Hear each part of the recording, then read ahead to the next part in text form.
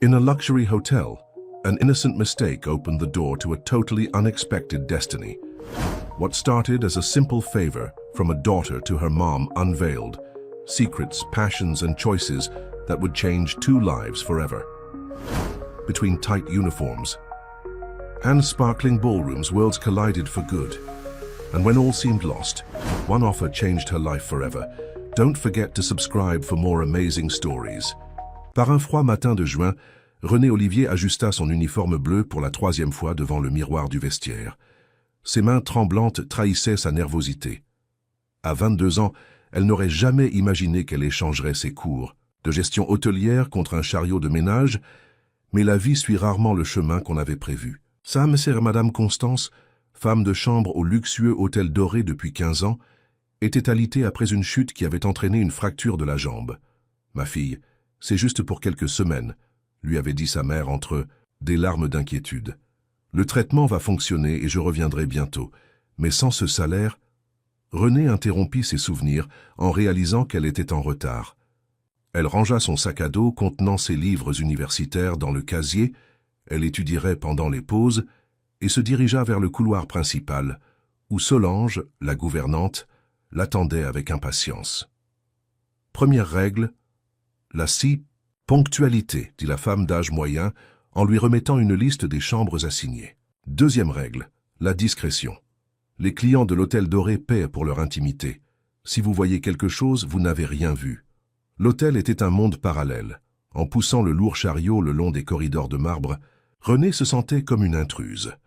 Les tapis persans étouffaient ses pas et les lustres en cristal reflétaient la lumière qui entrait par les larges fenêtres. Sur les murs, des œuvres d'art qu'elle n'avait vues que dans des livres d'histoire de l'art.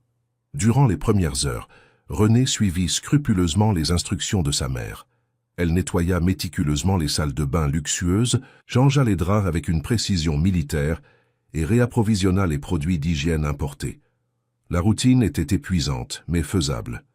C'est dans la 6e chambre, vers 11 heures du matin, que tout changea. Consultant la liste, René vérifia que la suivante était la suite 614.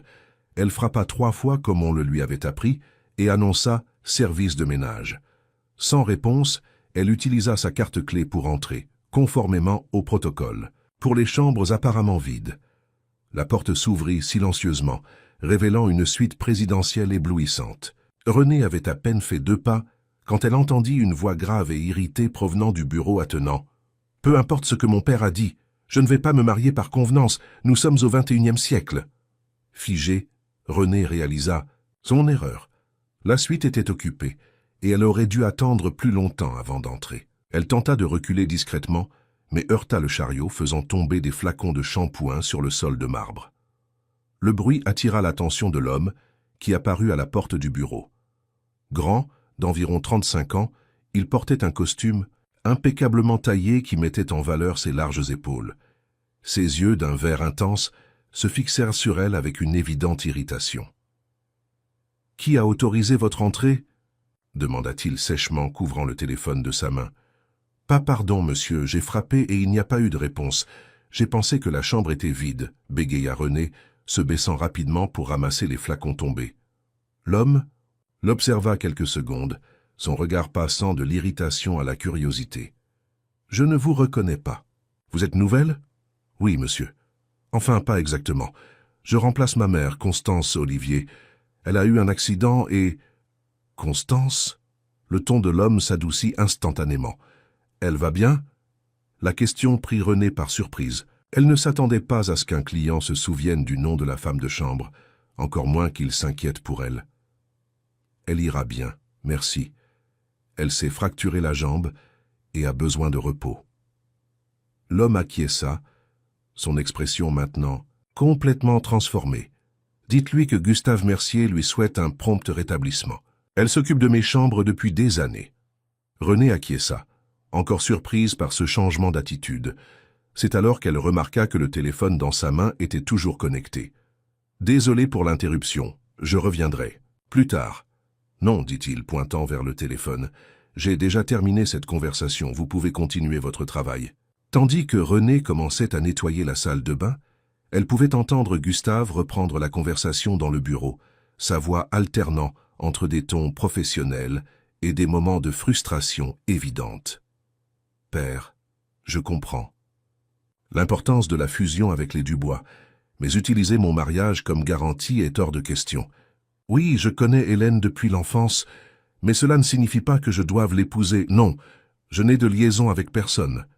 Mes 35 ans me donnent le droit de décider avec qui je partagerai ma vie. » René essaya de ne pas écouter, se concentrant sur le nettoyage des carreaux importés avec une vigueur inutile, mais il était impossible d'ignorer complètement la conversation. Cet homme, propriétaire d'un costume parfait et d'une suite présidentielle, affrontait des pressions familiales, tout comme elle. La différence était l'échelle des problèmes. Quand elle eut terminé la salle de bain et passa à la chambre, Gustave avait déjà terminé son appel et se tenait devant la fenêtre panoramique, observant la ville en contrebas. Pendant un moment, René vit au-delà de la façade d'homme puissant. Il y avait là quelqu'un prisonnier d'attente qu'il n'avait pas choisi, tout comme elle. « Vous êtes à l'université, n'est-ce pas » demanda-t-il soudainement sans se retourner. René faillit faire tomber son plumeau. « Comment le savez-vous » Il se tourna enfin, un léger sourire aux lèvres. « Les livres que vous essayez de cacher sous les serviettes dans le chariot. Gestion. Stratégique en hôtellerie, si je ne me trompe pas. » René rougit intensément. « Désolé, je ne devrais pas... » « Ne vous excusez pas d'étudier, » l'interrompit-il. « Quel était votre nom ?»« René. René Olivier. »« Eh bien, René, quel est votre intérêt pour l'hôtellerie ?» La question l'a pris au dépourvu. En 5 heures de travail, aucun client n'avait ne serait-ce que regardé son visage. Encore moins s'était intéressé à ses ambitions.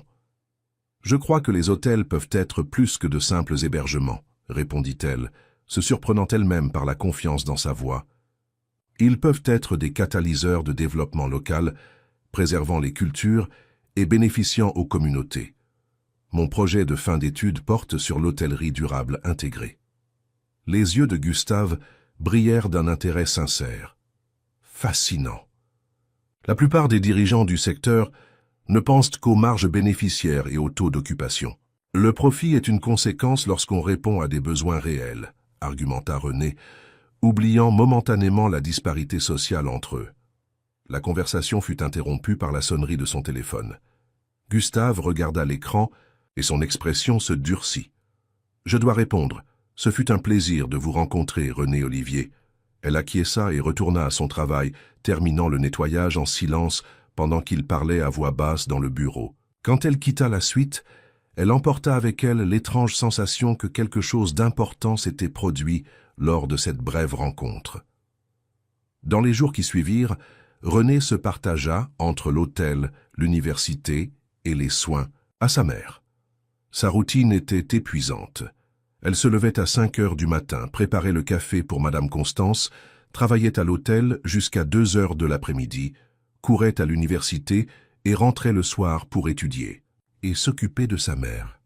Le vendredi, une semaine après sa rencontre avec Gustave, Solange l'appela au bureau de la gouvernante.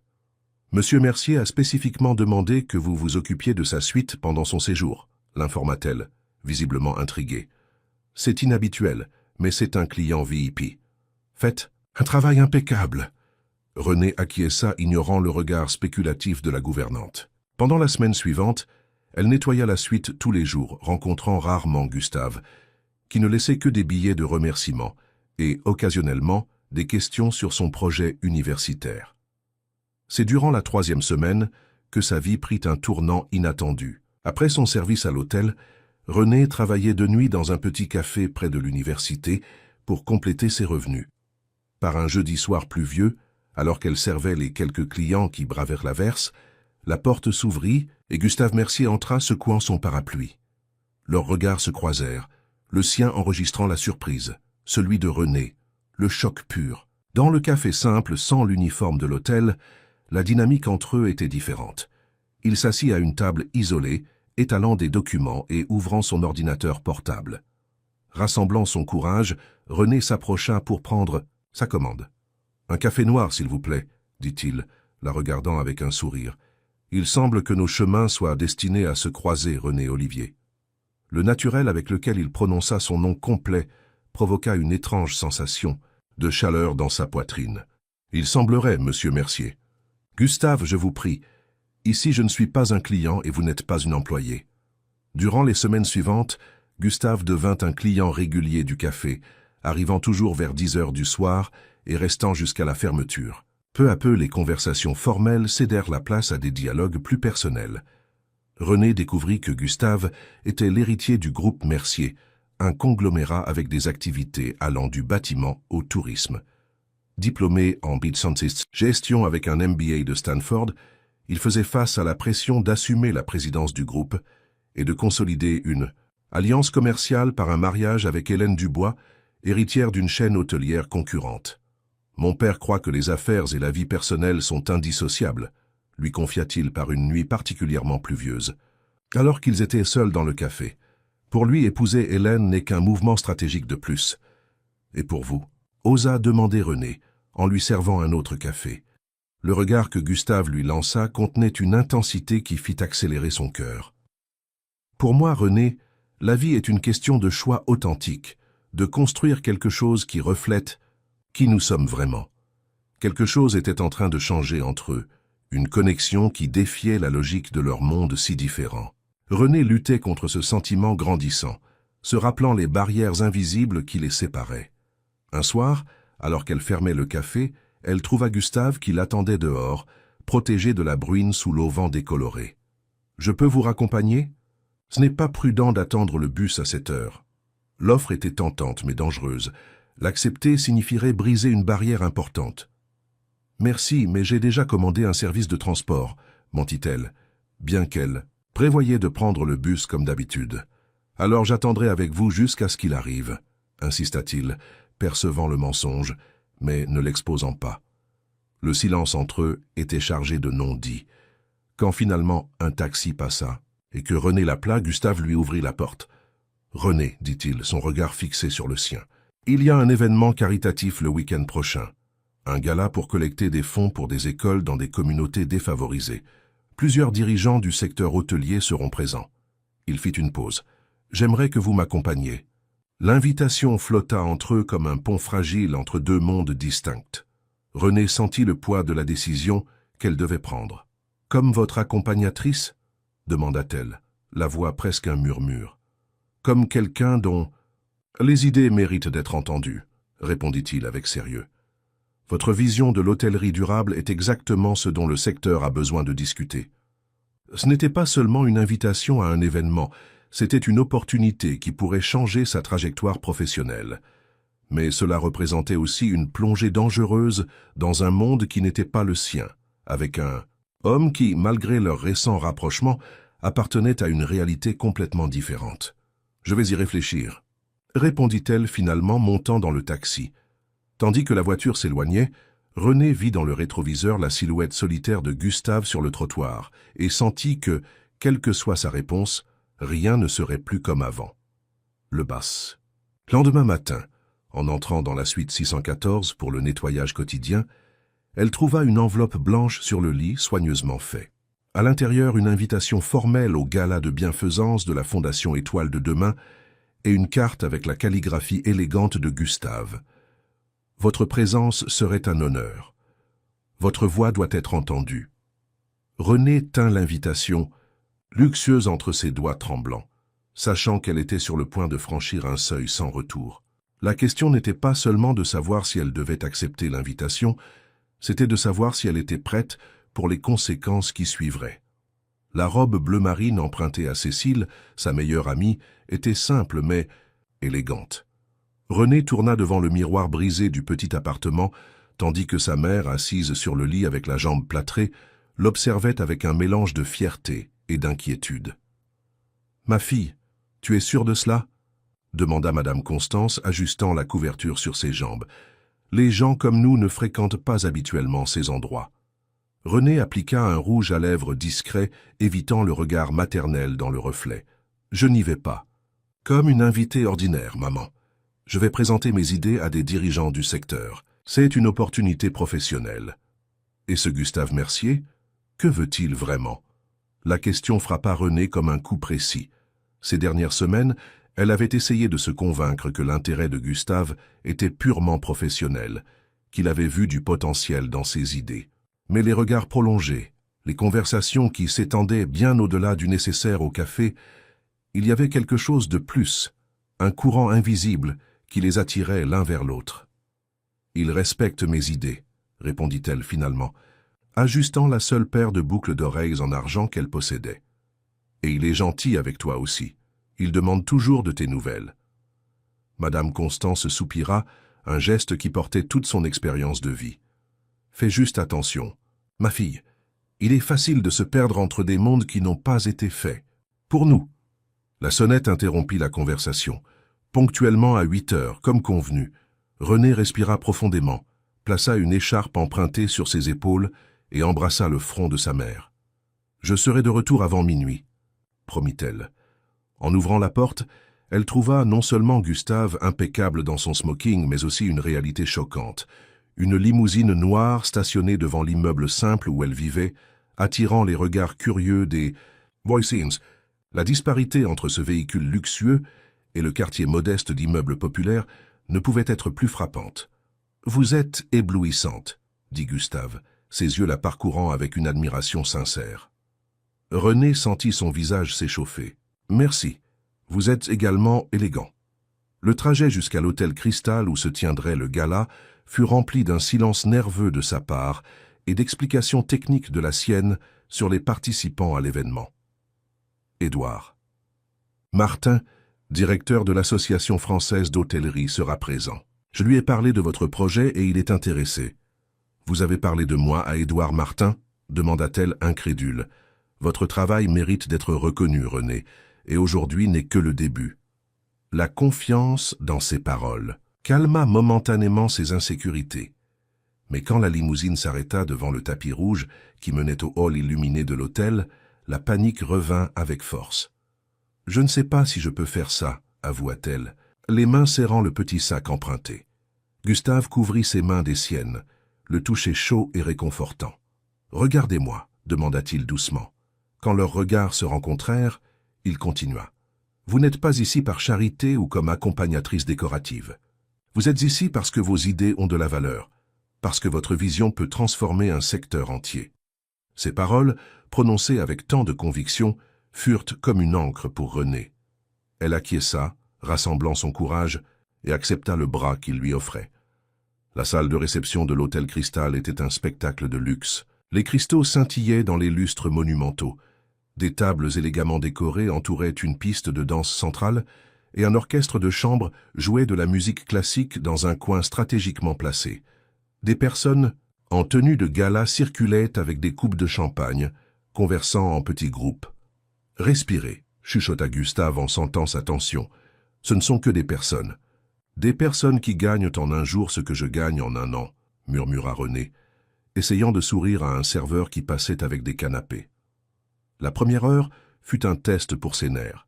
Gustave la présenta à divers hommes d'affaires et cadres, soulignant toujours sa formation universitaire et son projet innovant sur l'hôtellerie durable. Certains la traitèrent avec une indifférence polie, d'autres montrèrent un intérêt superficiel. René se sentait comme un spécimen exotique en exposition. Tout changea lorsqu'Édouard Martin, un homme d'âge moyen aux yeux perspicaces, se joignit à eux pendant le dîner.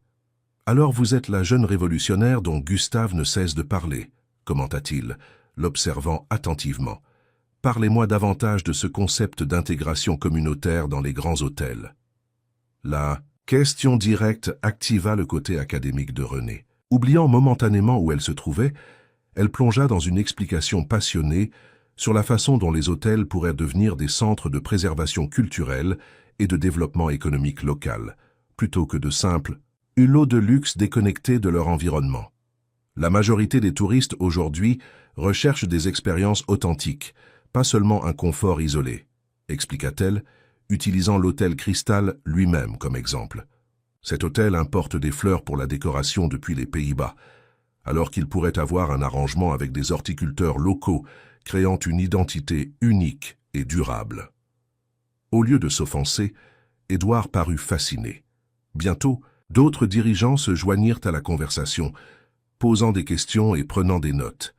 René, maintenant dans son élément, répondait avec assurance et passion. Gustave observait à distance, un sourire fier aux lèvres. Pendant 2 heures, Renée oublia les différences sociales, la robe empruntée, l'insécurité. Elle n'était qu'une professionnelle discutant d'idées précieuses avec des pairs du secteur. Quand l'orchestre commença à jouer une valse et que les invités se dirigèrent vers la piste de danse, elle se sentit véritablement appartenir à ce monde. Gustave s'approcha, tendant la main en une invitation silencieuse à danser. « Je ne sais pas danser la valse », confessa-t-elle embarrassée. « Je vous guiderai », répondit-il simplement. Sur la piste de danse, sous la douce lumière, des lustres, Renée se laissa guider par les bras forts de Gustave. Leurs corps bougeaient en parfaite harmonie, comme s'ils avaient dansé ensemble toute leur vie. La proximité physique intensifia la connexion qui grandissait entre eux, la rendant presque palpable. « Vous avez été incroyable aujourd'hui, » murmura-t-il, ses lèvres dangereusement proches de son oreille. « Avez-vous vu comme tous étaient enchantés par vos idées ?»« Grâce à vous, » répondit Renée, se sentant étourdie par la proximité. « Pour avoir cru en moi quand je n'y croyais pas moi-même. » Leurs regards se rencontrèrent, et pendant un moment, le monde autour d'eux disparut. Gustave se pencha, légèrement, et Renée sentit qu'ils étaient au bord de quelque chose de transformateur, quelque chose sans retour. C'est alors qu'une voix féminine interrompit le moment. « Gustave, je te trouve enfin !» Une femme stupéfiante, portant une robe rouge haute couture et des bijoux qui brillaient comme des constellations, s'approcha avec la familiarité de quelqu'un qui a des droits établis. Hélène Dubois, avec sa beauté aristocratique et sa présence magnétique, se plaça entre eux comme une barrière physique. « Hélène, » répondit Gustave, son ton neutre mais tendu, « je ne savais pas que tu viendrais. »« Ton père a insisté, » répondit-elle, lançant un regard évaluateur à Renée. « Tu ne vas pas me présenter ton ami ?» L'hésitation avant le mot « ami » portait tout le venin d'un serpent prêt à frapper. Hélène. Dubois, voici Renée Olivier, spécialiste en hôtellerie durable. Renée, Hélène et sa fiancée, compléta Hélène avec un sourire froid, tendant la main gauche où un diamant de la taille d'une amande reflétait les lumières de la salle. Les fiançailles seront annoncées officiellement la semaine prochaine, après la signature finale de la fusion entre nos entreprises. Le monde de Renée s'effondra au ralenti. Elle regarda Gustave, attendant une négation véhémente, une explication, n'importe quoi qui contredirait cette affirmation, dévastatrice. Mais ce qu'elle vit ne fut qu'un silence embarrassé et un regard coupable. « J'ai besoin d'air » murmura Renée, s'éloignant rapidement. Elle traversa la salle à grands pas fermes, ignorant l'appel de Gustave. Sur la terrasse déserte, elle permit enfin aux larmes de couler. Elle se sentait non seulement trompée mais profondément stupide. Comment avait-elle pu croire, ne serait-ce qu'un instant, qu'elle appartiendrait à ce monde? Que Gustave Mercier pourrait la voir comme autre, chose qu'une distraction exotique? Renée, attendez. Gustave apparut sur la terrasse, le visage tordu dans une expression angoissée. « Ce n'est pas ce que vous croyez, » commença-t-il, s'approchant avec précaution. « Et qu'est-ce que c'est alors ?» demanda-t-elle, sans essayer de cacher ses larmes. « Un jeu, une expérience avant de vous installer dans un mariage arrangé. Hélène ment, il n'y a pas eu de fiançailles et il n'y en aura pas. Mais il y aura la fusion, n'est-ce pas, et le mariage fait partie de l'accord. » Son silence fut une réponse suffisante. « Pourquoi m'avez-vous amené ici, Gustave? Pourquoi m'avoir fait croire qu'il y avait une place pour moi dans ce monde, alors que vous saviez déjà que votre avenir était décidé? Parce qu'avec vous, je me sens réel, » s'exclama-t-il, la frustration transparaissant dans sa voix. « Parce que dans nos conversations au café, je vois des possibilités que je n'avais jamais envisagées auparavant. Parce que vous me faites remettre en question chaque certitude qui m'a été imposée depuis la naissance. » Renée secoua la tête, essuyant les larmes du dos de ses mains. De belles paroles. Mais au final, vous retournerez dans votre monde, et moi dans le mien. Cela ne doit pas être ainsi, insista-t-il, touchant délicatement son bras. Nous pouvons trouver un chemin ensemble. Quel chemin, Gustave? Vous pensez que votre père, qui arrange des mariages par intérêt commercial, accepterait une belle fille qui nettoie les suites de ses hôtels? Que la haute société qui fréquente ces événements m'accepterait comme une égale et non comme votre œuvre de charité? La douleur gravée sur son visage montrait que ses paroles touchaient leur cible. La cruelle réalité que tous deux tentaient d'ignorer était maintenant exposée. Les mondes qu'ils habitaient étaient incompatibles, séparés non seulement par l'argent, mais par des générations de privilèges et d'attentes. « Je dois partir », décida René, s'éloignant. « Laissez-moi au moins vous raccompagner. »« Non, j'ai déjà traversé seul vers votre monde aujourd'hui. Je peux trouver le chemin de retour vers le mien. » Cette nuit-là, alors qu'elle rentrait en taxi vers le petit appartement en banlieue, René observait les lumières de la ville défiler par la fenêtre. À mesure qu'elle s'éloignait du centre luxueux, les constructions devenaient plus simples, les enseignes moins brillantes, les rues moins soignées. C'était comme si la ville elle-même était une métaphore de la distance infranchissable entre elle et Gustave. Arrivant chez elle, elle trouva sa mère endormie dans le fauteuil du salon, l'attendant. L'horloge marquait à peine 10 heures, bien avant minuit comme promis. Avec précaution pour ne pas la réveiller, René la couvrit d'une couverture et se dirigea vers la petite chambre qu'elle partageait. Assise au bord du lit, encore vêtue pour une fête à laquelle elle n'appartenait pas, elle s'autorisa un dernier moment de faiblesse. Les larmes coulèrent silencieusement, tandis qu'elle retirait les boucles d'oreilles empruntées et le rouge à lèvres qu'elle avait appliqué avec tant de soin. Elle ne pleurait pas seulement pour Gustave ou pour le rêve romantique brisé, elle pleurait pour la cruauté d'un système qui séparait les gens par les circonstances de leur naissance, qui définissait la valeur par le solde bancaire et non par le caractère. Cette nuit-là, elle prit une décision.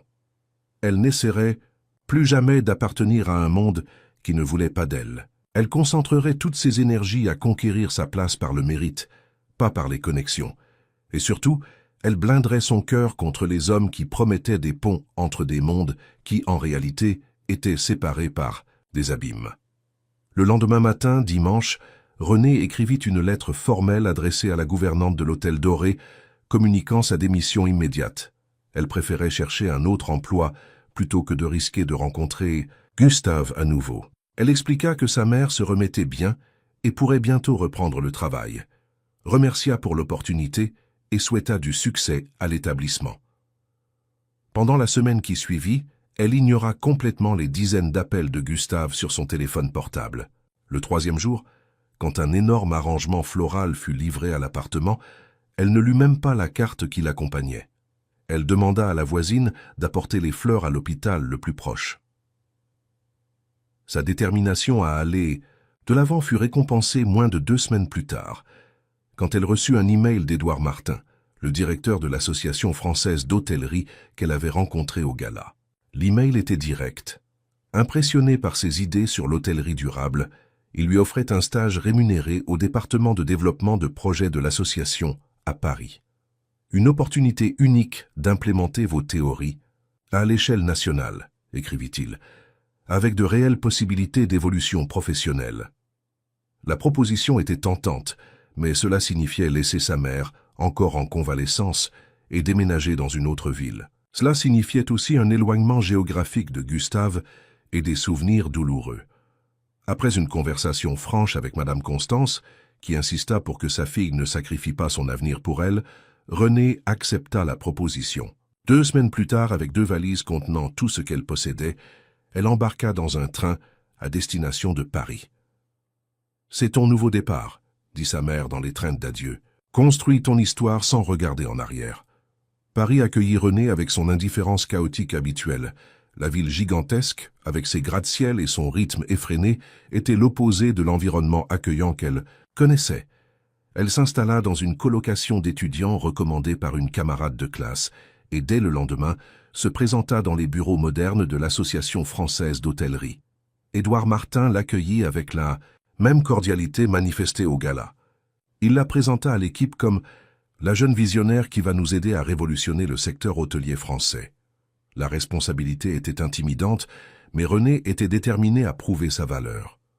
Dans les semaines qui suivirent, elle se plongea dans le travail avec une dévotion presque obsessionnelle. Elle analysait des projets, élaborait des propositions, participait à des réunions et gagnait progressivement le respect de collègues beaucoup plus expérimentés. Sa vie se résumait au travail et à de brefs appels nocturnes à sa mère. Il n'y avait pas de place pour la socialisation, ou encore moins pour la romance. Ce fut lors d'une conférence à Montpellier, presque 2 mois après son déménagement, que le passé la rattrapa. Elle présentait un panel sur l'intégration communautaire dans les resorts, quand à la fin de la présentation, elle reconnut une silhouette familière au dernier rang de l'auditorium. Gustave Mercier était là, discrètement vêtu par rapport aux autres dirigeants, l'observant avec une intensité qui fit accélérer son cœur malgré elle. Une fois la séance de questions terminée, René rassembla son matériel et sortit rapidement par une porte latérale, évitant le contact. Mais Gustave la rattrapa dans le couloir. « Vous êtes incroyable, dit-il, maintenant une distance respectueuse. Votre travail révolutionne le secteur. »« Que faites-vous ici, Gustave ?» demanda-t-elle, gardant un ton professionnel malgré son cœur qui battait la chamade. « Je suis venu vous écouter. Je suis vos projets depuis que vous avez commencé à l'association. » L'idée qu'il surveillait sa carrière à distance était à la fois troublante et, secrètement, réconfortante. « Et votre mariage? La fusion ?» demanda-t-elle, essayant de paraître indifférente. Un sourire triste se forma sur ses lèvres. Il n'y a pas eu de mariage, ni de fusion. Ces 4 mots simples déclenchèrent une tempête émotionnelle que René lutta pour contenir. « Je suis désolé pour vos affaires, » dit-elle, ajustant le dossier entre ses bras comme si ce geste pouvait créer une barrière entre eux. « Pas moi, » répondit-il avec sincérité. « C'était la première fois que j'affrontais mon père et la tradition familiale. La première fois que je choisissais mon propre chemin. » René sentit sa résolution vaciller. La proximité de Gustave, son parfum familier, le souvenir de la danse sous les lustres de cristal, tout conspirait pour briser les défenses qu'elle avait si méticuleusement construites. « Je dois y aller, dit-elle brusquement. J'ai une autre présentation dans 20 minutes. » « René, l'appela-t-il alors qu'elle s'éloignait déjà, je construis quelque chose de nouveau, quelque chose qui s'aligne avec tout ce que vous avez toujours défendu. Quand ce sera prêt, j'aimerais que vous soyez la première à voir. » Elle ne répondit pas, se contentant d'un bref signe de tête avant de poursuivre son chemin.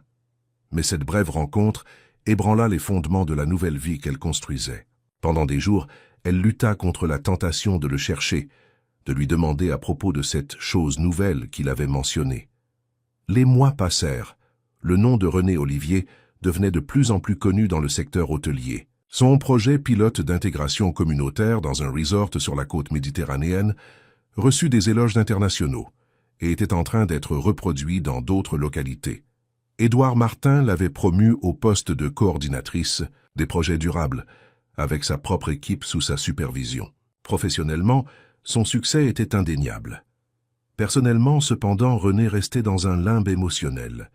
Les blessures laissées par l'expérience avec Gustave s'étaient cicatrisées en surface, mais le noyau de la douleur restait intact. Un rappel constant de garder ses distances avec des implications qui pourraient menacer sa stabilité durement conquise. Par un matin pluvieux d'avril, presque un an après le fatal gala, René trouva une enveloppe élégante sur son bureau de travail. À l'intérieur, une invitation dorée. Le groupe Mercier a le plaisir de vous inviter à l'inauguration de l'Hôtel Racine, le premier établissement du pays entièrement dédié à la durabilité et à l'intégration communautaire. Votre présence serait le plus grand honneur. L'invitation n'était pas signée, mais ce n'était pas nécessaire. René aurait reconnu la calligraphie élégante n'importe où. En retournant la carte, une phrase simple fit manquer un battement à son cœur. « Ce rêve a commencé avec vos paroles. Venez voir ce que nous avons construit ensemble, même séparés. » René resta immobile sur sa chaise pendant de longues minutes, l'invitation tremblant légèrement entre ses doigts. La décision qu'elle devait prendre n'était pas seulement d'assister ou non à une inauguration, c'était de se permettre de revisiter un chapitre qu'elle avait forcément clos dans sa vie. C'était prendre le risque de marcher à nouveau sur un terrain qui s'était déjà révélé instable sous ses pieds. Ou était-il possible que, cette fois, la rencontre se produise sur un terrain commun, construit tant par elle que par lui? Le taxi s'arrêta devant l'hôtel Racine et René sentit son cœur s'accélérer. Le bâtiment était une parfaite harmonie entre architecture moderne et éléments naturels. Des façades vertes couvraient des parties de la structure, tandis que des panneaux solaires luisaient discrètement sur le toit ondulé. Contrairement aux hôtels ostentatoires du centre, le Racine semblait embrasser le paysage au lieu de le dominer. « Madame est arrivée », il m'annonça le chauffeur, interrompant sa contemplation. René paya la course et descendit, ajustant la robe vert émeraude qu'elle avait soigneusement choisie pour l'occasion. Simple et élégante, elle représentait sa croissance professionnelle sans renier ses origines. Le hall de l'hôtel était à couper le souffle. La lumière naturelle entrait par des lucarnes stratégiques, illuminant un espace où le béton cohabitait harmonieusement avec du bois issu de forêts gérées durablement et des plantes indigènes. Ce qui attira le plus son attention, cependant, furent les panneaux décoratifs sur les murs, des reproductions exactes des diagrammes qu'elle avait dessinés dans son projet universitaire. « Vos idées ont pris vie », dit une voix familière derrière elle. Gustave s'approcha lentement, comme quelqu'un qui craint d'effaroucher un oiseau farouche. Il était différent. Les cheveux légèrement plus longs, l'expression plus sereine, le costume remplacé par une chemise en lin et un pantalon habillé. « C'est impressionnant », répondit-elle, maintenant une distance sécuritaire. « On dirait que quelqu'un a directement extrait mes rêves du papier. » C'est exactement ce que nous avons fait. Nous avons suivi chaque détail de votre projet. René parcourut le hall d'un regard analytique, remarquant les détails qui n'existaient auparavant que dans son imagination, le comptoir de réception fait de bois récupéré de démolition, le système de filtration d'eau de pluie transformé en éléments décoratifs, les œuvres d'artistes locaux exposées avec la même importance qu'elles recevraient dans une galerie. « Pourquoi, Gustave ?» demanda-t-elle finalement, le regardant. « Pourquoi construire quelque chose basé sur les idées de quelqu'un que vous connaissez à peine ?» Il hésita, choisissant soigneusement ses mots. « Parce que vos idées ont changé ma vision de tout. Parce que je devais prouver à moi-même, à mon père, au monde, qu'il existe un chemin différent. Et la fusion, l'empire familial ? J'ai tout abandonné, répondit-il simplement. Cet hôtel est ma seule entreprise maintenant, construit, avec ma part de l'héritage maternel, sans lien avec le groupe Mercier. » Cette révélation frappa René comme une vague. L'homme devant elle avait sacrifié un empire pour un principe. Il avait reconstruit sa vie en se basant sur des idées qu'elle avait partagées entre des tasses de café bon marché et des couloirs d'hôtel. « Voulez-vous voir le reste ?» invita-t-il, tendant le bras sans la toucher. Pendant l'heure suivante, Gustave guida René à travers chaque centimètre de l'hôtel Racine. Il lui montra les chambres avec des meubles fabriqués par des coopératives locales, le restaurant qui servait uniquement des ingrédients cultivés dans un rayon de 100 kilomètres, le système d'énergie solaire qui rendait l'hôtel presque autosuffisant. À chaque espace, René reconnaissait des idées qu'elle avait défendues cette nuit-là au gala, maintenant matérialisées en béton, bois et verre. Dans le jardin intérieur, un espace vert, entouré par tous les étages de l'hôtel. Des enfants de la communauté voisine cultivaient un potager biologique sous la supervision d'éducateurs environnementaux. Des personnes âgées du quartier transmettaient des connaissances traditionnelles à des touristes intéressés par des ateliers culturels. L'hôtel emploie déjà 73% de résidents locaux, expliqua Gustave, tandis qu'ils observaient une dame, enseignant des techniques de tissage à un groupe fasciné de touristes étrangers, et réinvestit 20% des bénéfices dans des projets de la communauté elle-même. C'était comme si Gustave avait pris chaque fragment des théories de René et les avait transformés en réalité palpable, dépassant même ses attentes les plus optimistes. « Pourquoi m'avez-vous amené ici aujourd'hui ?» demanda-t-elle finalement, lorsqu'ils arrivèrent à la terrasse qui offrait une vue panoramique de la ville. « L'inauguration officielle ne sera que la semaine prochaine, selon l'invitation. » Gustave sourit, un sourire différent de ceux qu'elle connaissait, sans trace d'arrogance ou d'assurance excessive, juste une vulnérabilité authentique. « Je voulais que vous soyez la première à voir. Avant la presse, les investisseurs, n'importe qui d'autre. Pourquoi ? Parce que chaque brique de cet endroit a un peu de vous, René. Même absente, vous étiez présente dans chaque décision. » Ces paroles atteignirent le cœur des défenses qu'elle avait construites au cours de la dernière année. Elle essaya de maintenir une composition professionnelle, mais sentit ses yeux s'embuer, trahissant son indifférence apparente. « C'est un projet admirable, dit-elle, essayant de détourner le focus émotionnel vers le professionnel. Ce sera un cas d'étude important pour le secteur. »« Je n'ai pas construit cela pour en faire un cas d'étude, » répondit Gustave, sa voix baissant d'une octave. « Je l'ai construit pour prouver que les rêves que nous partagions dans ce café avaient de la substance, qu'ils n'étaient pas seulement des conversations idéalistes au milieu de la nuit. » Le soleil commençait à se coucher, peignant le ciel de tons orangés et rouges. Sur la terrasse jardinée, avec la ville à leurs pieds et l'hôtel révolutionnaire autour d'eux, René se sentait dans un entre-deux, entre réalité et rêve. « Il y a quelque chose d'autre que je dois vous montrer », dit Gustave, la conduisant vers une petite salle adjacente à la terrasse. Sur une table de réunion se trouvait un dossier de documents. Il l'ouvrit, révélant des contrats et des certificats officiels. « Voici l'acte de propriété de l'hôtel Racine », expliqua-t-il, tournant lentement les pages, « et ceci est un contrat d'association. » René fronça les sourcils, confuse. « Association ?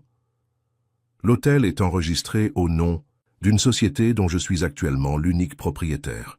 Ce contrat, il pointa vers le document, transfère 50% des actions à votre nom. » Le sol sembla disparaître sous les pieds de René.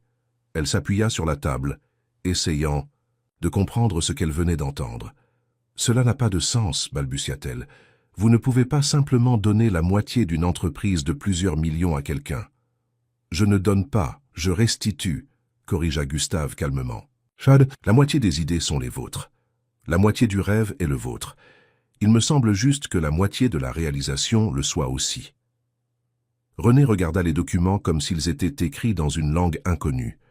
Dans son monde, les gens ne recevaient pas des hôtels en cadeau. Il y avait forcément un piège, un traquenard, une condition cachée. « Qu'attendez-vous en retour » demanda-t-elle directement, croisant les bras. La question parut blesser physiquement Gustave. Il recula d'un pas, les mains ouvertes, en un geste de reddition. « Rien, absolument rien. Si vous le souhaitez, vous pouvez vendre votre part immédiatement, ou la gérer à distance, sans aucun contact avec moi, ou l'utiliser comme expérience pour vos autres projets. » « Je ne comprends pas soit que cette année sans vous a été révélatrice, confessa-t-il, s'appuyant sur le parapet de la terrasse. J'ai réalisé que j'avais construit toute ma vie sur des fondations que je n'avais pas choisies. L'empire familial, le mariage arrangé, la compétition féroce, rien de tout cela ne m'appartenait vraiment. René l'observait attentivement, voyant des couches de protection se dissoudre devant ses yeux. « Et alors » demanda-t-elle doucement, « et alors j'ai décidé de construire quelque chose qui m'appartiendrait vraiment, basé sur des valeurs que j'ai découvertes en grande partie à travers vous. » Le silence qui suivit était dense de possibilités. René pensa à sa trajectoire depuis la nuit du gala, le travail à l'association, la reconnaissance professionnelle, l'indépendance durement conquise. Accepter cette offre signifierait entrelacer son destin à nouveau avec celui de Gustave, risquer tout ce qu'elle avait construit avec tant d'efforts. « J'ai besoin de temps, » dit-elle finalement, « pour réfléchir, pour consulter mon avocat, pour comprendre pleinement ce que cela signifie. » Gustave acquiesça sans montrer de déception. « Le temps est quelque chose que j'ai maintenant. J'ai appris à attendre ce qui compte vraiment. » En Messin, quittant l'hôtel Racine ce soir-là, René se sentait divisé comme jamais auparavant. Le taxi traversait la ville, s'éloignant du nouvel établissement en direction du petit appartement qu'elle louait à Paris, et chaque kilomètre semblait étirer son cœur dans des directions opposées. Le lendemain, elle demanda 1 semaine de congé au travail, la première depuis qu'elle avait commencé à l'association. Elle avait besoin d'espace pour réfléchir, pour prendre une décision qui pourrait potentiellement changer tout son avenir. Plus que cela, elle avait besoin de conseils. Le train pour sa ville natale partit ponctuellement à 22 heures. Pendant les 2 heures de voyage nocturne, René oscilla entre l'excitation et la panique. L'idée d'être copropriétaire d'un hôtel, qui incorporait tout ce qu'elle avait toujours défendu, était enivrante. Mais les cicatrices émotionnelles du passé pulsaient comme un avertissement. Madame Constance accueillit sa fille avec l'étreinte serrée habituelle. Maintenant rétablie de sa fracture, elle travaillait à mi-temps à l'hôtel Doré et consacrait le reste de son temps à des cours d'artisanat pour les femmes de la communauté. « Maman, j'ai besoin de ta sagesse », dit René après le petit déjeuner tout en racontant l'histoire de l'hôtel Racine et de la proposition d'association. La vieille dame écouta tout en silence, ses yeux expérimentés, évaluant non seulement les mots, mais aussi les émotions que sa fille essayait de cacher. « De quoi as-tu vraiment peur, ma fille ?» demanda-t-elle finalement. « Que ce soit un piège ou que ce soit vrai ?» La question frappa René comme un éclair de clarté. « J'ai peur que ce soit réel, qu'il ait vraiment tout changé à cause de mes idées, que cela signifie que tu doives aussi changer, compléta Madame Constance doucement, que tu doives abandonner la sécurité des défenses que tu as construites. Des larmes silencieuses coulèrent sur le visage de Renée, confirmant la sagesse maternelle. Durant l'année précédente, elle s'était convaincue que sa place était petite et sûre, que des ambitions plus grandes n'apporteraient que déception. Elle avait transformé le pragmatisme en une armure contre de nouveaux rêves. « Et si ça tournait mal à nouveau ?» chuchota-t-elle. « Et si ça réussissait ?» rétorqua sa mère. « Renée, tu m'as toujours appris que les murs sont faits pour protéger, mais aussi pour limiter. Peut-être est-il temps de construire des ponts au lieu de murs. » Durant les 3 jours qu'elle passa dans la maison maternelle, Renée réfléchit profondément à sa vie, ses choix et l'avenir qu'elle souhaitait construire. Elle consulta un avocat ami de la famille qui, après avoir analysé les documents qu'elle avait apportés, confirma la légitimité de l'offre. « C'est un contrat solide, sans piège », garantit-il sincèrement impressionné. « Cet homme vous offre vraiment la moitié d'une entreprise multimillionnaire sans rien exiger en retour. » Au matin du 4e jour, Renée avait pris sa décision. Elle fit ses adieux à sa mère avec la promesse de nouvelles fréquentes et embarqua pour Paris avec une clarté d'intention qu'elle n'avait pas ressentie depuis longtemps. En arrivant, elle ne se rendit pas à son appartement. Elle se dirigea directement vers l'hôtel Racine, où elle savait qu'elle trouverait Gustave supervisant les préparatifs finaux pour l'inauguration officielle. Il était dans le hall, discutant des ajustements d'éclairage avec l'équipe technique, quand il la vit entrer. Il interrompit immédiatement la conversation et vint à sa rencontre sans pouvoir cacher l'attente dans ses yeux. « J'accepte l'association, » dit Renée sans préambule, « mais avec une condition. »« Laquelle ?» demanda-t-il, prêt à toute exigence. « Que ce ne soit que le début. Je veux transformer le Racine en un réseau, apportant ce modèle à d'autres communautés, d'autres villes. Je veux que ce soit une révolution dans le secteur, pas seulement un cas isolé. » Un large sourire illumina le visage de Gustave, comme si ses paroles étaient exactement ce qu'il espérait entendre. « J'ai déjà des options sur des terrains dans 3 régions différentes, » révéla-t-il. « J'attendais juste que mon associé approuve l'expansion. » À ce moment, quelque chose de définitif changea entre eux. Ce n'était pas seulement une réconciliation ou un accord commercial, c'était la naissance d'un partenariat basé sur des visions partagées et un respect mutuel. « Bienvenue, Renée Olivier », dit formellement Gustave, tendant la main. « L'hôtel.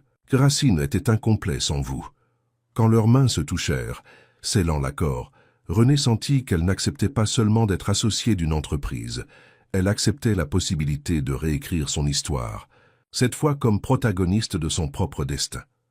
Les préparatifs pour l'inauguration officielle de l'hôtel Racine occupèrent les 3 jours suivants. Renée se plongea complètement dans le travail, se familiarisant avec chaque aspect de l'opération.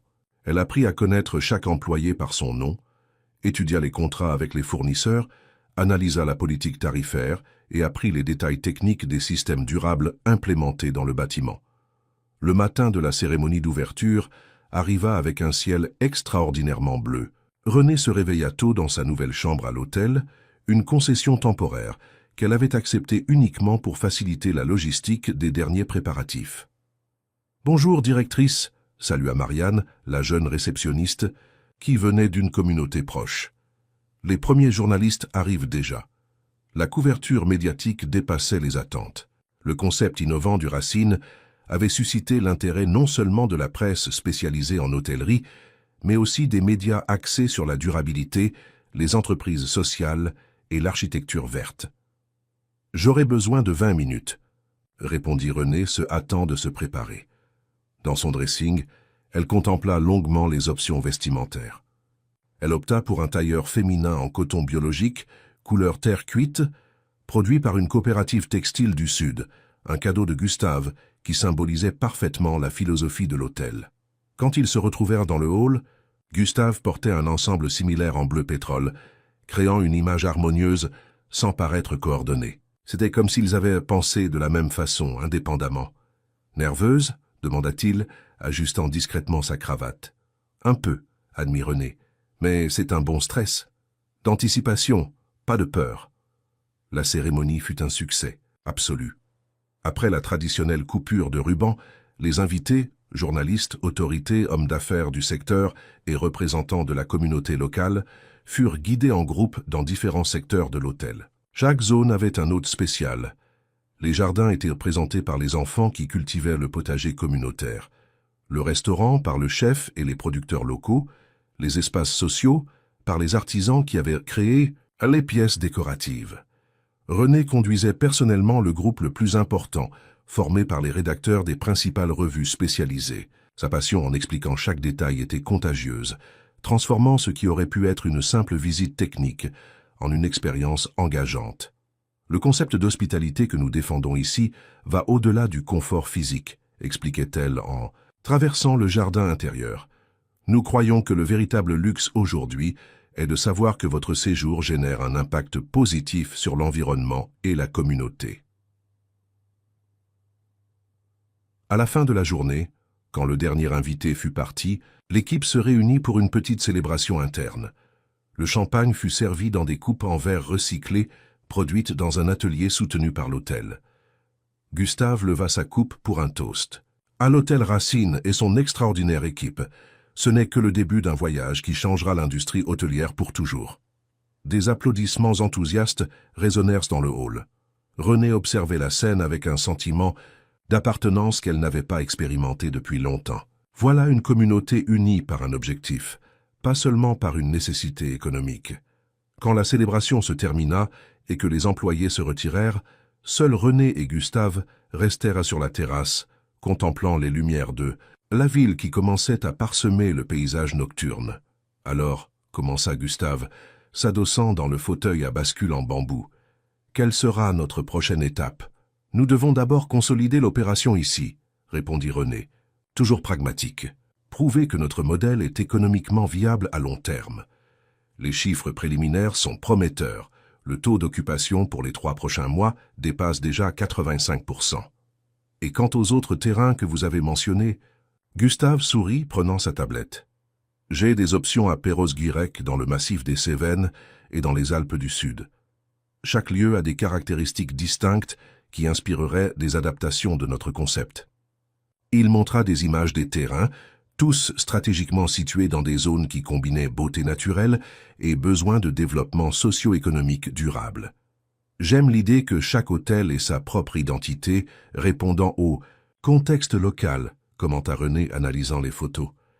Mais en maintenant la même philosophie centrale, la conversation coulait naturellement, sans les tensions antérieures. C'était un partenariat authentique, construit sur le respect mutuel et une vision partagée. Pendant des heures, ils discutèrent des possibilités, calculèrent les investissements nécessaires, projetèrent des chronologies possibles. Quand l'horloge marqua minuit, René se rendit compte à quel point elle se sentait à l'aise dans cette dynamique. La barrière invisible qu'elle avait maintenue entre eux s'était dissoute sans qu'elle s'en aperçoive. « Nous devrions continuer demain », suggéra-t-elle, réprimant un bâillement. « J'ai une réunion tôt avec l'équipe marketing. »« Bien sûr », acquiesça Gustave se levant. « Oh, j'ai presque oublié, quelque chose est arrivé pour vous. » Il lui tendit une enveloppe élégante qu'il sortit de la poche intérieure de sa veste. « Qu'est-ce que c'est » demanda-t-elle intriguée. « Ouvrez. » Et découvrez. À l'intérieur se trouvait une invitation au Forum international de l'hôtellerie durable, qui aurait lieu à Lisbonne le mois suivant. Une note manuscrite de l'organisateur de l'événement disait « Nous serions honorés d'avoir les fondateurs de l'hôtel Racine comme conférenciers principaux. » René leva les yeux de l'invitation, la surprise évidente sur son visage. « C'est inattendu. Comment ont-ils su si rapidement à notre sujet ?» L'article d'Eco-Travel est sorti en ligne il y a 2 heures. Apparemment, il a eu un impact considérable. La reconnaissance internationale était un rêve lointain qui se matérialisait maintenant bien avant le prévu. Cela signifiait l'opportunité d'amplifier le message du Racine, d'influencer le secteur à l'échelle mondiale. « Nous devons commencer à préparer la présentation », dit René, l'esprit déjà travaillant sur les possibilités. « Montrer des données concrètes, des résultats mesurables. » « Oui, » acquiesça Gustave avec un sourire. « Mais d'abord, je suggère que nous dormions un peu. Demain sera une autre journée intense. » Dans les semaines suivantes, l'hôtel Racine se consolida comme un cas de succès. Il fonctionnait avec une occupation maximale, recevait des éloges unanimes des clients et générait des résultats financiers supérieurs aux projections les plus optimistes. Plus important encore, il remplissait sa mission sociale, transformant la dynamique économique des environs et créant un modèle réplicable d'entreprise durable. Le jour du voyage à Lisbonne arriva rapidement. Dans le salon VIP de l'aéroport, René finalisait les derniers ajustements de la présentation, tandis que Gustave répondait à quelques appels en attente. « Désolé pour le retard », dit-il, rangeant son téléphone. C'était Richard Mercier. René haussa les sourcils. Elle savait que Gustave parlait rarement à son père depuis la rupture professionnelle. Et comment était-ce? Étonnamment cordial. Il a vu les reportages sur le Racine. Je crois qu'il commence à comprendre qu'il existe différentes façons de construire un héritage. La nouvelle amena un sourire sur le visage de René. Elle savait combien cette relation compliquée pesait sur Gustave, même s'il l'admettait rarement. C'est formidable. Une réconciliation pourrait être une étape à la fois, interrompit-il gentiment. Pour l'instant, je suis heureux qu'il reconnaisse au moins la valeur de ce que nous avons construit. L'annonce de l'embarquement interrompit la conversation. En marchant vers la porte, René pensa à son propre parcours de réconciliation et de recommencement. Elle avait démissionné de l'association pour se consacrer entièrement aux Racines, mais maintenait un contact étroit avec ses anciens collègues, créant des ponts entre les différents mondes qu'elle habitait désormais. Le vol pour Lisbonne fut tranquille. Entre les révisions de la présentation et les discussions sur les prochaines étapes de l'entreprise, ils partagèrent des moments de détente qui renforçaient leur partenariat. René se rendit compte qu'elle était sincèrement heureuse, pas seulement pour la réalisation professionnelle, mais pour la dynamique spéciale qu'ils avaient construite. À Lisbonne, le forum dépassa les attentes. Leurs conférences en tant qu'orateurs principaux remplit l'auditorium principal avec des personnes debout dans les allées. Le modèle d'affaires du Racine fut reçu avec enthousiasme par la communauté internationale, générant des invitations pour des consultations, des partenariats et une expansion dans d'autres continents. Le soir après la présentation, ils célébrèrent avec un dîner dans un petit restaurant familial dans le quartier de l'Alfama. L'endroit simple servait de la cuisine traditionnelle portugaise dans une ambiance chaleureuse, très différente des restaurants étoilés où se déroulaient habituellement les rencontres de l'événement. « Pourquoi avez-vous choisi cet endroit ?» demanda René, savourant une délicieuse soupe de poisson. « Vous vous souvenez de notre première vraie conversation, dans le café de votre quartier ?» Elle acquiesça, se rappelant vivement cette nuit qui avait changé le cours de sa vie. « Vous avez dit que vous préfériez l'authenticité des lieux simples à la prétention des ambiances luxueuses, qu'il y avait plus de vérité dans une soupe maison que dans des plats décorés avec des pinces. » Le fait qu'il se souvienne de ce détail spécifique toucha René profondément. C'était une preuve supplémentaire que leur conversation avait vraiment compté. Ça que ce n'était pas seulement un jeu ou une stratégie. Très observateur, monsieur Mercier, commenta-t-elle, essayant de masquer l'émotion par un ton léger. Juste de bonnes oreilles pour les choses importantes, répondit-il avec un sourire qui illumina ses yeux. Quelque chose changeait entre eux, subtilement. L'amitié et le respect professionnel prenaient de nouveaux contours, plus profonds et complexes. Aucun des deux ne le mentionnait ouvertement, comme s'il craignait de briser l'équilibre soigneusement construit. La nuit lisboète était chaude et invitante. Après le dîner, ils décidèrent de marcher dans les ruelles historiques, se laissant guider par la musique qui s'échappait des petites maisons de fado. Ils s'arrêtèrent à un belvédère. En contrebas, le Tage reflétait les lumières de la vieille ville. Le moment semblait suspendu dans le temps, chargé de possibilités. « René », commença Gustave, sa voix plus grave que la normale. « Au cours de ces mois de travail ensemble, j'ai réalisé quelque chose d'important. » Elle sentit son cœur s'accélérer, anticipant la direction de la conversation. « Quoi ? Que nous avons construit quelque chose d'extraordinaire ensemble. Pas seulement l'hôtel, mais un partenariat basé sur la confiance et le respect. Et c'est rare, précieux. » René acquiesça lentement, sachant que chaque mot était vrai. « J'ai réalisé cela aussi, » admit-elle. « C'est comme si nous nous complétions parfaitement. »« Oui, » acquiesça Gustave. « Et c'est pourquoi j'ai peur. » La confession surprit René. Gustave Mercier, l'homme qui avait abandonné un empire pour suivre ses convictions, admettant avoir peur. Peur de quoi? De risquer ce partenariat parfait pour quelque chose de plus. De confondre ce que nous avons professionnellement avec d'autres sentiments. C'était là, finalement, à découvert, l'attraction qu'ils ressentaient tous deux, soigneusement contenue sous des couches de professionnalisme et de prudence. Et si ce n'était pas une confusion? Demanda Renée, se surprenant elle-même par son audace. Et si c'était simplement une dimension supplémentaire de la même harmonie? Le regard qu'ils échangèrent à ce moment contenait des années d'histoire non écrites, rencontres et séparations, barrières surmontées, confiance durement gagnée. Lisbonne témoignait silencieusement du moment où deux âmes se permettaient enfin de reconnaître la vérité que leur cœur connaissait déjà. Peut-être devrions-nous le tenace à découvrir, murmura Gustave, s'approchant lentement. Sous le ciel étoilé du Portugal, loin des pressions et des attentes de leur monde, ils scellèrent d'un baiser le début d'un nouveau chapitre, non pas comme héritiers et femmes de chambre, non pas comme hommes d'affaires et consultantes, mais simplement comme Gustave et Renée, deux personnes qui avaient trouvé, l'une dans l'autre, le reflet de leurs meilleurs rêves. Le retour en France après la semaine à Lisbonne apporta une nouvelle réalité pour Renée et Gustave. Ce qui avait commencé par un baiser sous les étoiles portugaises s'était transformé en une connexion profonde qu'aucun des deux n'était prêt à nier. Comment allons-nous faire fonctionner cela? Ça-tu? Demanda Renée tandis que l'avion entamait sa descente vers l'aéroport Charles de Gaulle. Nous sommes associés. Nous travaillons ensemble quotidiennement. Gustave entrelaça ses doigts aux siens, un geste qui semblait maintenant aussi naturel que respirer. Avec une transparence absolue, répondit-il, en séparant clairement les moments professionnels des moments personnels, et par-dessus tout, en gardant le projet Racine comme priorité. Il y avait de la sagesse dans cette approche.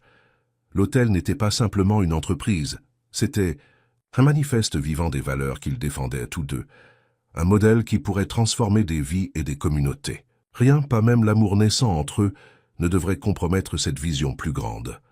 Dans les mois qui suivirent, ils mirent en œuvre cet accord tacite avec une discipline impressionnante. Pendant les réunions et les décisions d'affaires, ils étaient strictement professionnels. Gustave et Renée, directeurs associés de l'hôtel Racine.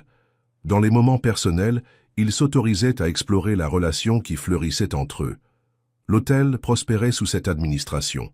6 mois après l'inauguration, il accumulait déjà prix et reconnaissance internationale. Plus important encore, les résultats sociaux et environnementaux étaient tangibles. Le taux d'emploi dans la communauté environnante avait augmenté de 27%. La consommation d'eau et d'énergie par client était 62% inférieure à la moyenne du secteur. Le modèle d'approvisionnement local avait revitalisé l'économie régionale. Par un après-midi particulièrement chargé, Renée dirigeait une réunion avec des investisseurs potentiels intéressés par l'expansion du Racine. Dans la salle de conférence de l'hôtel, elle expliquait en détail le modèle d'affaires à un groupe de cadres impressionnés. La particularité du Racine ne réside pas seulement dans son architecture durable ou ses pratiques écologiques, disait-elle, montrant les graphiques projetés. Elle est dans l'intégration totale avec la communauté locale et l'engagement à long terme pour le développement régional. L'un des investisseurs, un homme d'âge mûr à l'expression sceptique, leva la main. « Mademoiselle Olivier, les chiffres sont impressionnants, mais soyons réalistes. Ce modèle a fonctionné ici avec beaucoup de publicité et dans un moment favorable aux initiatives vertes. Mais est-il vraiment reproductible à plus grande échelle ?» La question était attendue. Renée sourit, échangeant un regard rapide, et avec Gustave avant de répondre. « C'est exactement pour cela que nous sommes ici aujourd'hui, » répondit-elle avec assurance. « Nous ne voulons pas seulement nous développer en réseau. Nous voulons prouver que notre modèle est viable dans différents contextes. Le projet pour les Cévennes, par exemple, adaptera nos principes à une réalité complètement différente. » La réunion se prolongea encore 2 heures, avec des questions techniques, des discussions sur l'évolutivité et des analyses financières détaillées. À la fin, 3 des 5 investisseurs présents manifestèrent un intérêt concret pour participer à l'expansion. Quand le dernier visiteur fut parti, Renée s'effondra dans sa chaise, épuisée mais satisfaite. « Tu as été brillante », commenta Gustave, lui servant un verre d'eau. « La façon dont tu as démonté les objections de Castillon était magistrale. J'ai appris du meilleur, plaisanta-t-elle, faisant référence aux innombrables négociations qu'elle avait observé Gustave mener ces derniers mois. Nous devons célébrer. 3 investisseurs intéressés, c'est plus que ce que nous espérions. Dîner au nouveau bistrot des Jardins? Parfait. Mais d'abord, je dois réviser les rapports de l'équipe développement durable. C'était la dynamique qu'ils avaient établie. Le travail venait toujours en premier, mais ils créaient des espaces intentionnels pour nourrir leurs relations. L'équilibre n'était pas facile, mais tous deux étaient engagés à le faire fonctionner. Ce soir-là, alors qu'ils dînaient dans un restaurant intimiste qui servait une cuisine fusion franco-brésilienne, René observait Gustave avec un mélange d'admiration et de surprise. L'homme arrogant qu'elle avait rencontré lors de ce fameux gala s'était complètement transformé, ou peut-être que cette version de lui avait toujours existé, attendant simplement l'occasion d'émerger. « À quoi penses-tu » demanda-t-il, remarquant son regard contemplatif. « Aux transformations » répondit-elle sincèrement. « Ah, comment la vie peut changer complètement quand on s'y attend le moins ?» Gustave sourit, comprenant le sous-texte. « Tu sais que mon père m'a téléphoné hier ?» L'information prit René par surprise. Richard Mercier, le patriarche de la famille, contactait rarement son fils depuis la rupture. « Et comment était-ce » ?« Différent, il veut visiter l'hôtel. » Gustave fit une pause. « Et il veut te rencontrer. » René sentit un frisson parcourir son échine. Richard Mercier était pratiquement une légende dans les cercles d'affaires français, connu tant pour son astuce commerciale que pour son style de leadership implacable. Pourquoi? Après tout ce temps à ignorer le Racines? Je pense que l'article dans Forbes a eu un impact. Le titre « Le rebelle qui a réinventé l'hôtellerie française » a dû piquer son orgueil. Gustave hésita. Et peut-être juste, peut-être est-il sincèrement curieux à propos de l'hôtel qui a fait abandonner un empire à son fils. La perspective de rencontrer Richard Mercier était intimidante. Cet homme représentait tout ce que le Racine défiait, le modèle traditionnel d'affaires, exclusivement focalisé sur le profit, indifférent aux impacts sociaux et environnementaux. Quand veut-il venir? La semaine prochaine. Nous pouvons reporter si tu préfères. René respira profondément, puisant du courage dans la sécurité qu'ils avaient construite ensemble. Non, recevons-le. Montrons-lui exactement ce que nous avons construit et pourquoi. Le jour de la visite de Richard Mercier arriva sans grande fanfare. Par décision mutuelle, ni Gustave ni René ne modifièrent la routine de l'hôtel. Ce serait un lundi comme les autres, avec l'exploitation fonctionnant normalement. Richard arriva ponctuellement à 10 heures, conduisant sa propre voiture, un détail qui surprit René qui s'attendait à une entrée plus ostentatoire. C'était un homme grand, aux cheveux grisonnants, parfaitement coupés et à la posture impeccable. Malgré ses 65 ans, il irradiait énergie et autorité. « Mon fils » salua-t-il formellement, tendant la main à Gustave. L'accolade hésitante qui suivit révélait des années d'éloignement et d'attente non satisfaites. René observa l'interaction, le cœur serré, reconnaissant entre les lignes une histoire familiale complexe. « Voici René Olivier, mon associé », présenta Gustave, la véritable visionnaire derrière le concept Racine. Richard tourna son attention vers elle, l'évaluant avec des yeux perspicaces. « Mademoiselle Olivier, j'ai beaucoup entendu parler de vous. On dit que vous avez réussi ce que personne n'avait accompli en décennies, faire changer d'avis à un Mercier. » Le commentaire portait une ambiguïté calculée. René soutint son regard sans hésitation. « Le mérite revient entièrement à votre fils, monsieur Mercier. Le courage de se réinventer n'est pas courant chez les héritiers d'empire. » Un léger sourire courba les lèvres de l'homme d'affaires. « Touché. Je vois qu'en plus d'être visionnaire, vous êtes direct. J'apprécie cela. » La visite se poursuivit, avec Gustave et René, guidant Richard à travers chaque secteur de l'hôtel. Ils lui montrèrent le fonctionnement technique des systèmes écologiques, présentèrent des employés, expliquèrent les partenariats avec les producteurs locaux. Contrairement à ce qu'ils attendaient, Richard posait des questions pertinentes et écoutait attentivement les réponses, prenant occasionnellement des notes dans un petit carnet. Dans la cuisine, le chef Charles, un ancien sans-abri qui avait trouvé dans le Racines une seconde chance, expliquait avec enthousiasme comment le menu saisonnier était développé en fonction de la disponibilité des ingrédients locaux. « Nous avons réduit le gaspillage de 96% par rapport aux hôtels de taille similaire », expliqua René.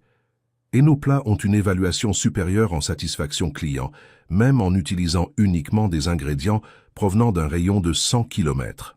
Richard goûta l'un des amuse-bouches offerts par le chef, une petite tartelette aux champignons sauvages récoltés dans la région. « Exceptionnel », commenta-t-il, avec une approbation sincère. « Aussi bon que tout ce que j'ai mangé dans des restaurants étoilés en Europe. » L'observation sincère fut accueillie avec des sourires fiers par l'équipe de cuisine. Après 3 heures de visite complète, ils terminèrent le tour dans le bureau partagé de Gustave et René, un espace ouvert avec de grandes fenêtres donnant sur le jardin intérieur de l'hôtel. « Impressionnant », admit finalement Richard, s'asseyant dans le fauteuil offert. « Différent de tout ce que j'ai vu dans le secteur. »« Merci, père », répondit Gustave, la tension dans ses épaules légèrement réduite. « Je vais. » « Être franc, » poursuivit le patriarche. « Quand tu as quitté l'entreprise familiale, j'ai pensé que c'était un caprice passager, que tu te rendrais vite compte de ton erreur et reviendrais. J'étais dans l'erreur. » Cet aveu coûtait visiblement à Richard. Des hommes comme lui reconnaissaient rarement leurs erreurs. « Tu as construit quelque chose de véritablement précieux ici, Gustave, quelque chose qui t'appartient. » Le silence qui suivit était chargé d'émotions contenues.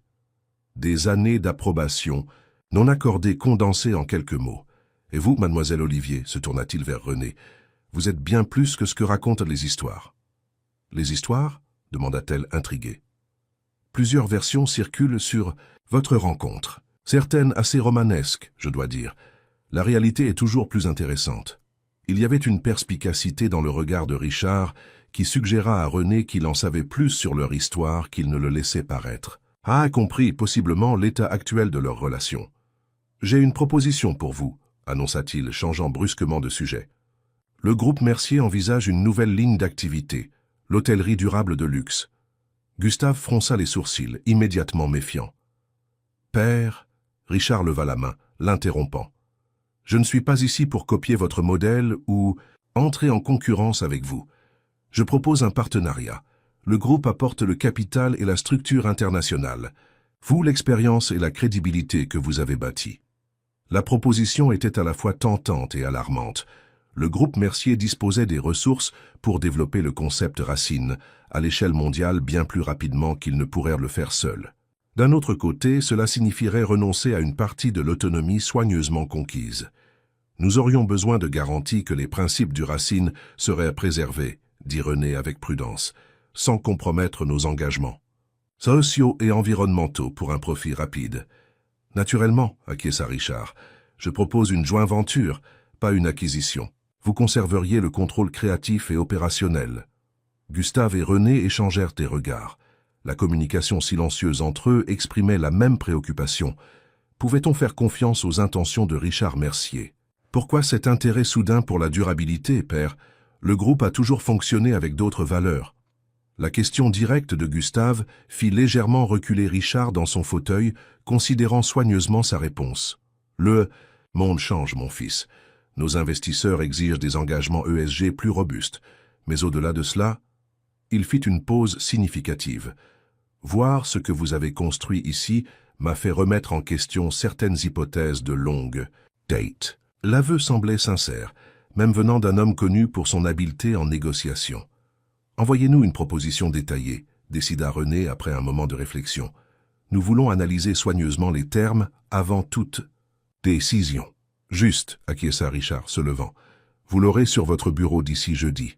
En se saluant dans le hall, Richard surprit Gustave par une étreinte plus longue que la première. « Je suis fier de l'homme que tu es devenu, » dit-il à voix basse. « Même si tu as choisi un chemin différent de celui que j'avais prévu pour toi. » Après le départ de Richard, Gustave et René se retirèrent sur la terrasse, ayant besoin de traiter ensemble cette rencontre inattendue. « Crois-tu qu'il soit sincère ?» demanda René, observant le coucher de soleil qui teintait le ciel d'orange et de rose. « Je ne sais pas, » admit Gustave honnêtement. « Mon père a toujours eu plusieurs couches dans chaque action, mais cette reconnaissance à la fin, je ne l'ai jamais vu faire quelque chose comme ça auparavant. » Ils restèrent dans un silence contemplatif pendant quelques minutes, chacun absorbé dans ses propres pensées. « Que penses-tu de la proposition ?» demanda-t-il finalement. « Hypothétiquement, si les termes sont acceptables. » René réfléchit soigneusement avant de répondre. Cela pourrait signifier porter le modèle Racines vers beaucoup plus de communautés, beaucoup plus rapidement. L'impact serait exponentiellement plus grand. Mais cela signifierait aussi travailler avec une entreprise dont la réputation et les pratiques antérieures vont à l'encontre de tout ce que nous défendons. L'ironie ne t'échappe pas, n'est-ce pas? Nous serions partenaires de l'empire que tu as abandonné pour construire quelque chose de différent. Gustave acquiesça lentement. La question est, sommes-nous prêts à compromettre un peu la pureté du concept pour atteindre un impact beaucoup plus grand? C'était le dilemme central qu'ils affronteraient dans les jours à venir. Pureté idéologique contre évolutivité pragmatique. Il n'y avait pas de réponse facile ou évidemment correcte. Quoi que nous décidions, dit René, entrelaçant ses doigts à ceux de Gustave, nous déciderons ensemble, comme toujours. La poignée de main qu'ils échangèrent portait le poids d'une promesse non verbale.